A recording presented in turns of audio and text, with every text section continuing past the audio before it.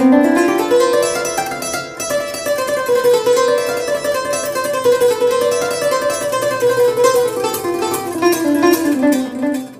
Premier ministre Soumaïlou Boubaïmega, qui est attendu demain jeudi dans la région de Kidal, à la tête d'une forte délégation mise en œuvre de l'accord pour la paix et la réconciliation nationale, l'a signalé tout à l'heure le porte-parole du gouvernement, Sidiki Dambelia. Car Soumaïlou Boubaïmega va au contact direct des forces armées maliennes.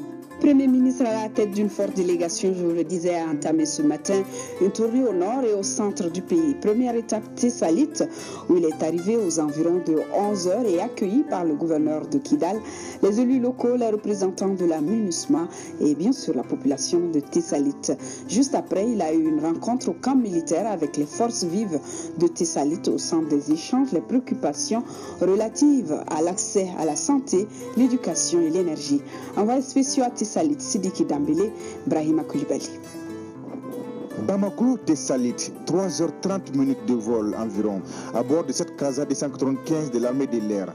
Le Premier ministre est accueilli sous une température qui frôle les 40 degrés et un vent de 37 km/h. Cérémonial d'accueil avec les personnalités de la région et du cercle, les responsables de la MINUSMA et des populations. Après l'aéroport, direction les camps militaires sous une tente où le Premier ministre rencontre l'ensemble des forces vives de Tessalit. Autorités administratives, élus, représentants des femmes et des jeunes, tous ont salué cette visite du Premier ministre. Une première dans l'histoire de cette localité qu'un Premier ministre foule le sol tessalitois.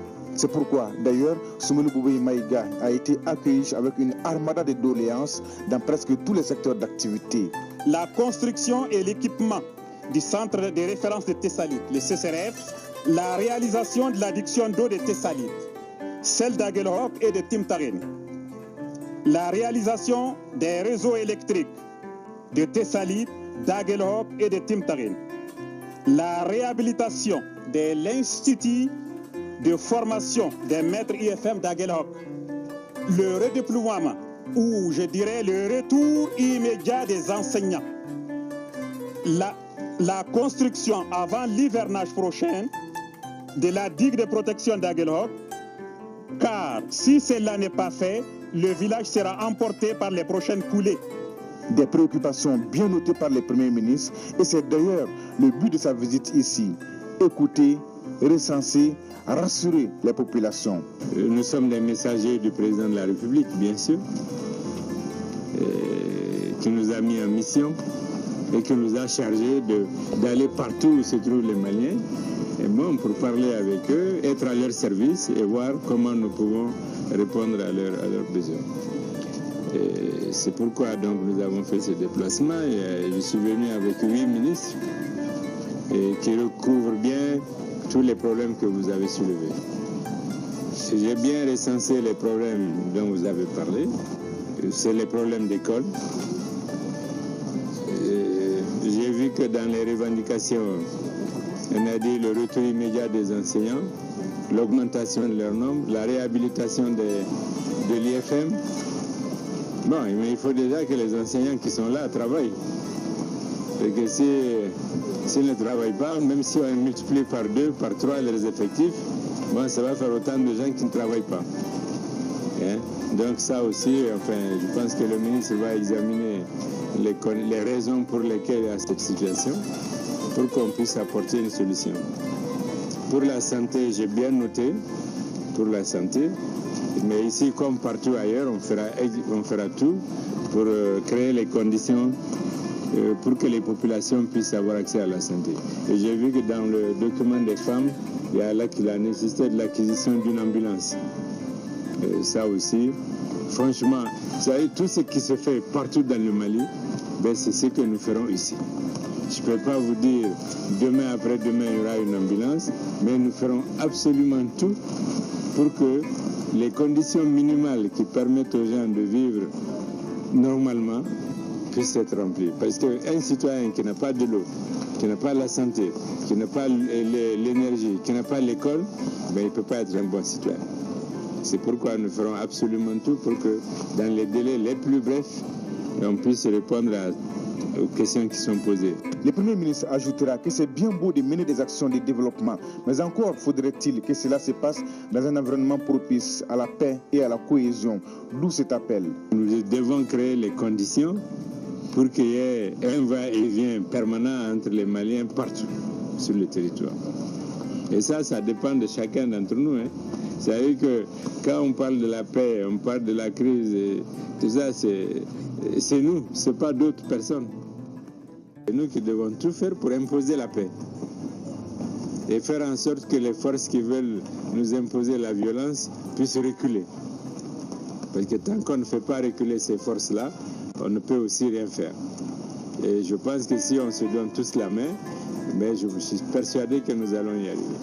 Et en tout cas, la démarche de ce gouvernement, c'est d'être à l'écoute des populations, de respecter tout le monde, d'avoir de la considération pour tous les citoyens. On ne vient pas pour vous dire on va faire ceci, on va faire cela. Si les gens pouvaient résoudre tous les problèmes, peut-être que nous, on ne serait pas là aujourd'hui. Donc si on est là, c'est bien pour qu'ensemble, on essaie de trouver des solutions. Et c'est ça que nous disons partout. On a dit à Ségou, à Nyono, à Massina, à Mopti. Donc on le dit ici aussi. Demain, on le dira à Gao, après-demain à Tombouctou. Et dans les autres jours, à Koro, Bankas, Bandiara. Mais la première condition pour que tout ce qui a été dit puisse se réaliser, c'est d'abord l'entente entre les gens. C'est la cohésion entre les gens. C'est le fait de vivre en paix ensemble. Message, on ne peut plus clair, un message et une assurance saluée par les Tissalitois qui n'en demandaient pas plus. Le Premier ministre Soumaïlou Maïga, nos femmes Tessalites, il les a félicités pour le travail et les sacrifices qu'ils consentent tous les jours et leur a donné l'assurance que l'État fera tout son possible pour qu'elles puissent accomplir leur mission dans de meilleures conditions. Le tout s'est passé autour d'un repas. Retrouvons nos envoyés spéciaux. C'est dans la maison Malich du camp militaire de Tessalites que le Premier ministre a eu un déjeuner de corps avec les éléments du détachement tactique interarmes ETIA 71. Mais auparavant, Soumaïlou Maïga a tenu à féliciter ces hommes pour leur courage, leur bravoure et leur sacrifice au nom du pays.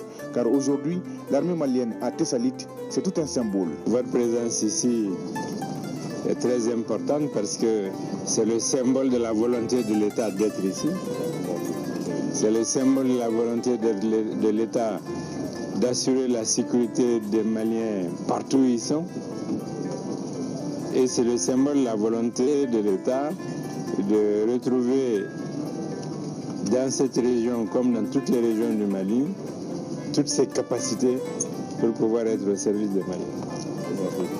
Et donc je voulais, au nom de tous les membres de la délégation, au nom du président de la République, vous féliciter, vous encourager, vous féliciter parce que nous savons tous que c'est une situation qui n'est pas facile. C'est une situation qui demande beaucoup de sacrifices, qui demande un esprit d'engagement très élevé,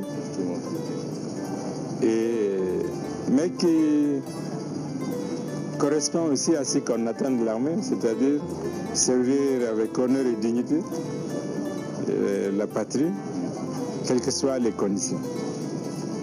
Et c'est à partir de vous, là, que l'État demain peut se redéployer dans toute cette région et apporter aux citoyens de la région, comme à tous les citoyens du Mali, la sécurité, le bien-être et pouvoir être à leur service comme vous le faites partout dans les autres pays. Et donc, c'est ce message-là que nous sommes venus transmettre. C'est ce message que je vous transmets, vraiment en vous félicitant, parce que nous sommes très très conscients du fait que c'est extrêmement difficile. Et nous devons tous travailler par notre volonté, notre engagement, notre énergie, à surmonter les difficultés, à supporter tous les sacrifices que la situation nous impose, pour que progressivement on puisse sortir. Mais le seul fait d'avoir un pied à Tessalites prouve que l'État malien considère que l'ensemble du territoire malien est sous son administration et il doit faire l'effort d'être présent partout de manière égale. C'est ça que notre mission l'a traduit. Et c'est pourquoi nous sillonnons partout pour essayer d'apporter à tous les citoyens le même message. Engageons-nous, sacrifions-nous le temps de cette période, qui est une période d'épreuve. Un message clair et un boom au cœur de nos troupes ici. Pour elles, déjeuner avec un Premier ministre dans ces conditions est un signe de considération et au-delà, un réconfort moral inestimable. Sur le plan sécuritaire aussi, il n'y a pas de problème. Pour le moment, c'est un calme volatile, mais ça peut dégénérer aussi à tout moment. Les dispositions préventives sont déjà prises à notre niveau pour pouvoir sécuriser le camp et la ville de Tessalit. Alors comment appréciez-vous le fait que le Premier ministre se déplace jusqu'ici pour venir déjeuner ici avec vous? En réalité, c'est un réconfort moral. Nous sommes vraiment très satisfaits de la visite du Premier ministre, car elle permet non seulement de rehausser le moral de la troupe, mais aussi de renforcer ces liens qui existent déjà entre les autorités politiques et les FAMA. Le Premier ministre a réaffirmé aux FAMA l'engagement de l'État à tout mettre en œuvre pour qu'elles puissent accomplir pleinement leur mission de sécurisation du territoire. Forces armées maliennes, vous avez le soutien du peuple malien. Prochaine étape du Premier ministre demain, Kidal. Et cette visite s'étendra également au centre du pays.